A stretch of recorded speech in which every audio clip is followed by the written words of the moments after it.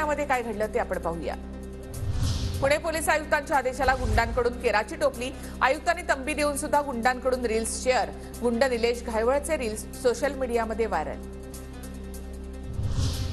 मुंबईमध्ये दिव्यांगांना अडथळा ठरणाऱ्या फुटपाथवरील खांब हटवणार महापालिकेची उच्च न्यायालयामध्ये माहिती।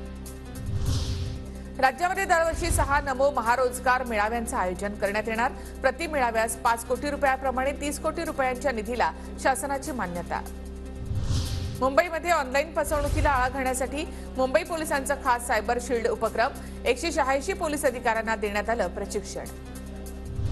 मुंबईच्या सीएसएमटी स्थानकावरील एसी टॉयलेटच्या महागड्या फिटिंगची चोरी करणाऱ्या तिघांना अटक। जवळपास 15,000 रुपये किमतीची चोरीची मालमत्ता जप्त। अँटॉफिल पोलीस आणि आरपीएफची संयुक्त कारवाई। केडीएमसी हद्दीमधील रस्ते प्रकल्प बाधितांच्या सदनिका वाटपाची सोडत। 461 लाभार्थ्यांना चिठ्ठीच्या माध्यमातून सदनिकेचा वाटप। केडीएमसी आयुक्त डॉक्टर इंदुराणी जाखड यांची उपस्थिती। पुण्याचे नवीन जिल्हाधिकारी सुहास दिवसे यांनी स्वीकारला पदभार। राजेश देशमुखांच्या बदलीनंतर आता सुहास दिवसे पुण्याचा कारभार पाहणार।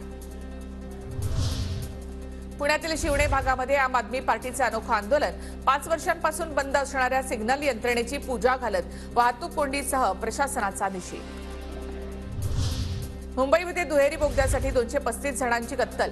ठाणे ते बोरिवली दरम्यान वृक्षतोडीसाठी नव्याने प्रस्ताव। ठाणे बोरिवली दुहेरी बोगदा प्रकल्पाला अखेर केंद्रीय वन्यजीव मंडळाची परवानगी। तोडावी लागणारी झाडं ही संजय गांधी राष्ट्रीय उद्यान क्षेत्रातील असल्याची माहिती।